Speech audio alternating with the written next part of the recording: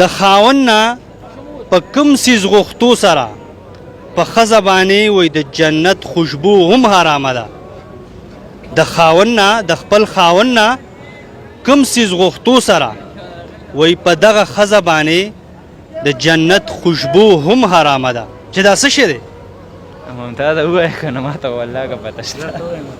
د زده کړې په خاطر د زده کړې لاله خاوند نه په کوم څیز غوښتو سره په ښځه باندې وایي د جنت خوشبو هم حرامه ده.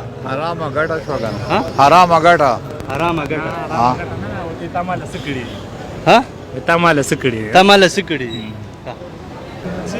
د خپل خاوند نه په کوم څیز غوښتو سره د خپل خاوند نه په کوم څیز غوښتو سره وایي په دغه زنانه باندې د جنت خوشبو هم حرامه ده. چې دا کوم څیز دی؟ دا څه شی و؟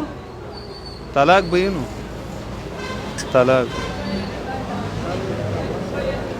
کوم شی دی؟ جواب در کوم ښه جواب در کومه تا وکړه خبره.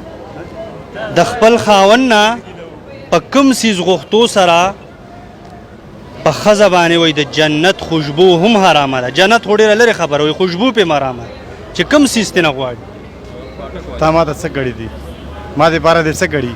په دې خو ما پروګرام کړی و چې دا واده کړي پکې کوم دي؟ ټول دي ټول دي. رانږدې شه که نه رانږدې شه.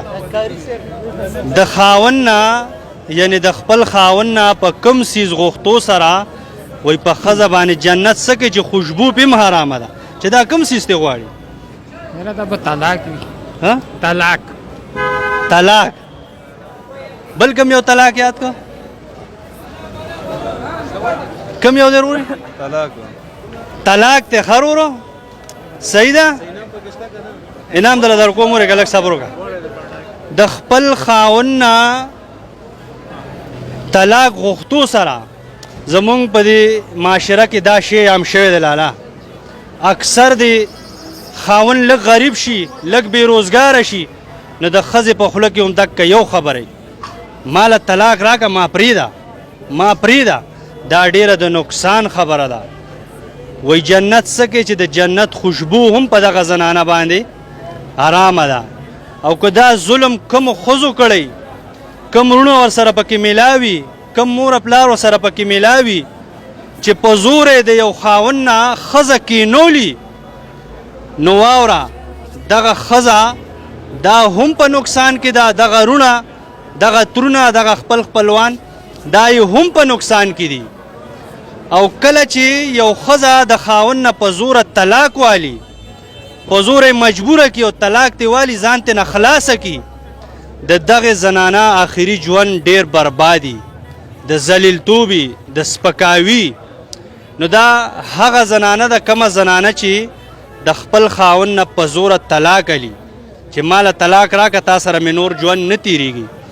هغه خاوند چې کم سیده دی سم دی او زنانه ترې نه په زوره طلاق غواړي د وروڼو په زور د خانانو په زور د نوابانو په زور د زورورو په زور نو په دغه زنانه باندې د جهنم د دوزخ خوشبو هم حرامه ده. خو یو خبره ته بلم کوم زمونږ ډېر زیات وروڼه داسې دي وروڼه ورته ویل هم ناروا دي. په ایماندارۍ چې جړاګان ترې نه هم ښه دي ځان له چاته مزدوري پیدا کړي. زمونږ په دې خلکو کې څه خلک داسې هم شته چې جړاګان دي. ښځه هسې بیسه طلاقی ښځه هسې بیسه زوري نو دغه انسان هم د جړاګانو نه کم نه دی. دا خبره مې دې پورې وکړه زمونږ په دې معاشره کې اکثر د ښځه خاوند دا لانجې ډېرې دي. د ټولو نه د دې غټ نقصان او بنیاد دا دی چې زمونږ ودونه خادی دا د پیغمبر اسلام د الله او د رسول د لارې خلاف دي. نو ځکه زمونږ کورونه سمې نه خوري. پکار دي چې په مینه محبت ژوند تیر کو.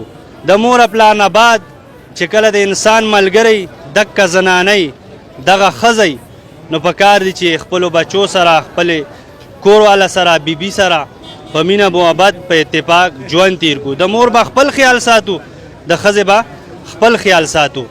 څه پیغام ورکې منیجر صاحب؟ بس دا څه پیغام به دي ته ورکړو بس ټول ښه واده کړي دي چې خلک دي او بس لکه سړه په کار ده که نه او جي زمنم چې بیلونه زیات دي مسلې زیاتې دي زمونږ په کورونو کې زیاتره جګړې په دغه خرچو دي هلکه غوړي نشته چینی نشته اوړه نشته اکثر بس په دې درز دروز دی الله دې وکړي چې زمونږ په دې ملک کې د ټول نه پیله امن راشي او امن به هله راځي چې مونږ ټول پښتانه یو شو خو بیا بنیادي مسلې د ښځه خاوند نه جوړېږي چې رونه پې روان شي خویندې روانې شي هغه خلکو له څه پیغام ورکړي هغه خلکو ته دا پیغام دی چې حوصله وساتي صبر وکړي او مطلب د خپلو کې ښه ژوند تیر کړي او مور او پلار لم پکار چې خپلې لور ته خپل زوی ته نصیحت وکړي چې مطلب دا دی خپل ژوند تیروئ نور خو ژوند کې سخت او نرمه راځي کله به لږه کله ډیره کله ښه کله خرابه ولې ملک حالات هم داسې دي